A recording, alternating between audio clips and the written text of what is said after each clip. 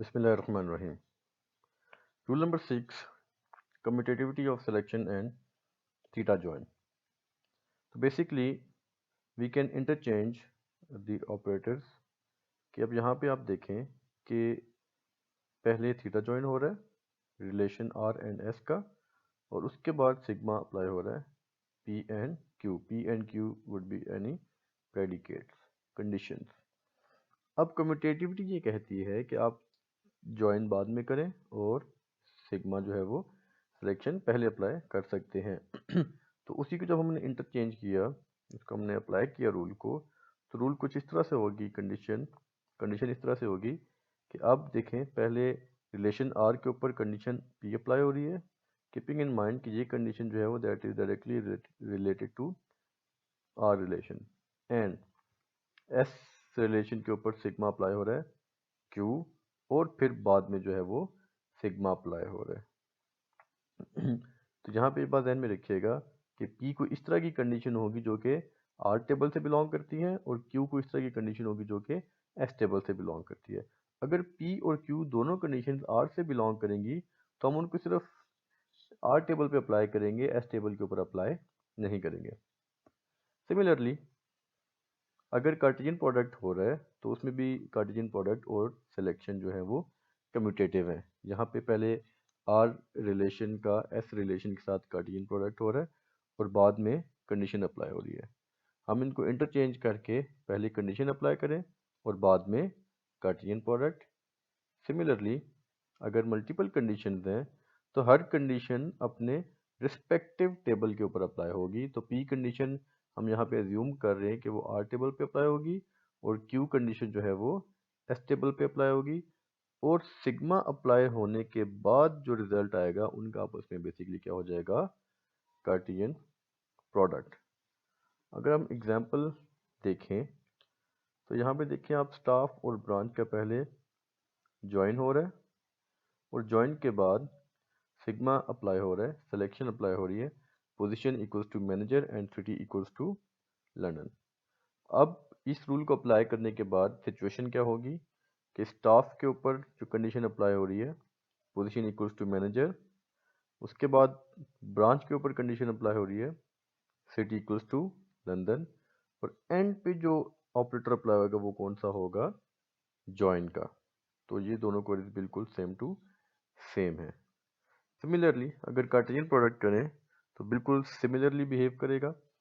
पहले स्टाफ और ब्रांच का कार्टेशियन प्रोडक्ट होगा और उसके बाद उनके ऊपर कंडीशन अप्लाई होगी position equals to manager and city equals to London.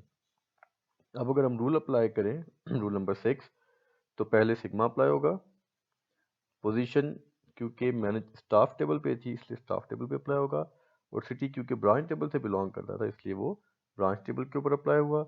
और जब लेफ्ट हैंड साइड और राइट हैंड साइड सॉल्व हो जाएंगे तो उनके सोल्यूशन का आपस में बेसिकली क्या होगा, कार्टेशियन प्रोडक्ट.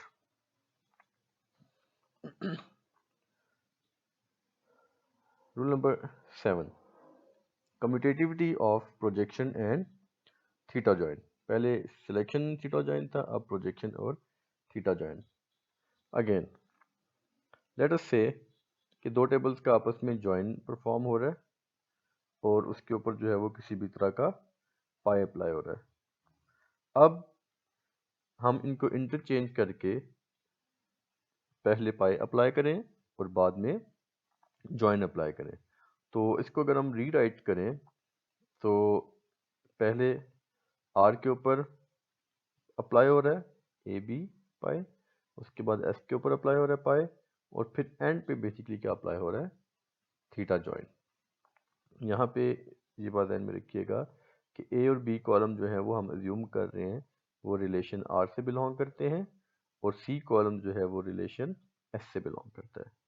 सिमिलरली जैसे थीटा जॉइन अप्लाई हुआ वैसे ही कार्टेशियन प्रोडक्ट पे भी अप्लाई हो सकता है. यहाँ पे पहले कार्टेशियन प्रोडक्ट अप्लाई हो रहा है और बाद में पाई अप्लाई हो रहा है.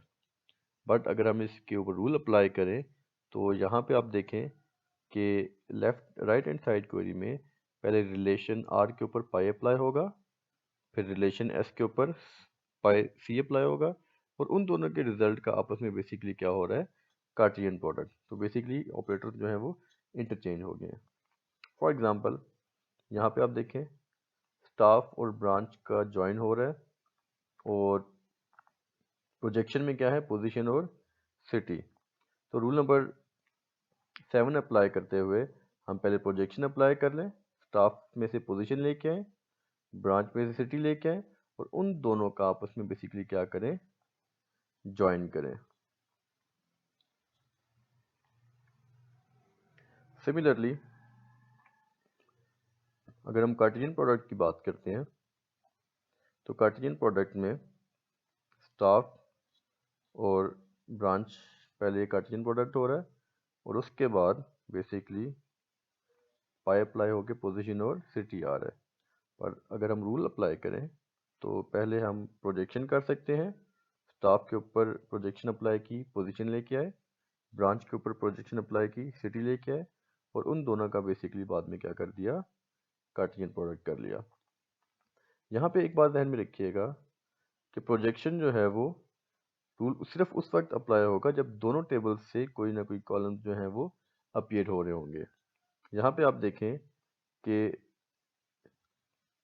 स्टाफ और ब्रांच का जो है वो कार्टेशियन प्रोडक्ट हो रहा है और प्रोजेक्शन में सिर्फ एक टेबल का कॉलम पार्टिसिपेट कर रहा है। अगर सिंगल टेबल की कॉलम पार्टिसिपेट करेंगे तो फिर हम जो है वो रूल नंबर 7 अप्लाई नहीं कर सकते। रूल नंबर 7 सिर्फ और सिर्फ उस वक्त अप्लाई होगा जब दोनों टेबल्स में से कॉलम जो है वो पार्टिसिपेट कर रहे होंगे।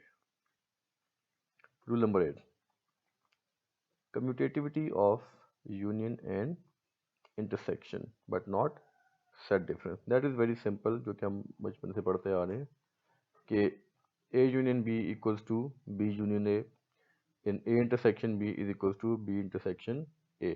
सिमिलरली R और S जो है हमारे पास कोई टेबल्स हैं, कोई रिलेशंस हैं, तो R union S equals to S union R and R intersection S is equals to S intersection R। फिर कीपिंग इन माइंड ये बात ध्यान में रखिएगा कि A minus B is not equals to B minus A। तो इसी तरह सेट डिफरेंस में भी माइनस का ऑपरेटर जो है वो कम्यूटेटिव नहीं है, इसलिए यहाँ पे लिखा हुआ है कि सेट डिफरेंस जो है वो कम्यूटेटिव नहीं है, सिर्फ यूनियन और इंटरसेक्शन जो है वो कम्यूटेटिव है। For example very simple, branch union staff that can be written as staff union branch. Similarly staff intersection branch can be written as branch intersection staff।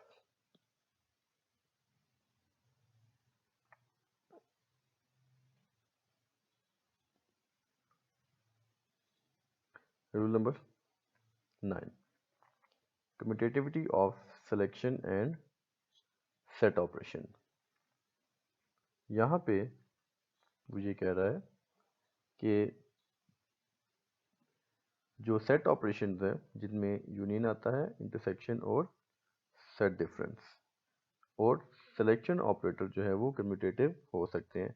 मतलब पहले अगर यूनियन अप्लाई हो रहा है और बाद में सिलेक्शन अप्लाई हो रहा है तो आप उनको इंटरचेंज करके पहले सिलेक्शन अप्लाई कर सकते हैं और उसके बाद जो है वो यूनियन अप्लाई कर सकते हैं, इससे रिजल्ट में कोई भी फ़र्क नहीं आएगा।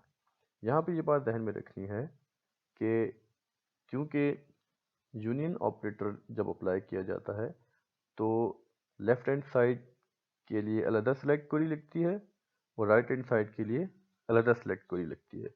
तो जब सिग्मा अप्लाई होगा तो बेसिकली वो लेफ़्ट हैंड साइड पे भी अप्लाई होगा और वो राइट हैंड साइड भी अप्लाई होगा, क्योंकि यूनियन करने के लिए कॉलम्स का सेम होना मस्ट है। तो इसीलिए पी कॉलम का आर टेबल में और एस टेबल दोनों में होना मस्ट है, फिर ही यूनियन पॉसिबल होगा, जैसे कि यूनियन के रूल्स में हमने देखा था।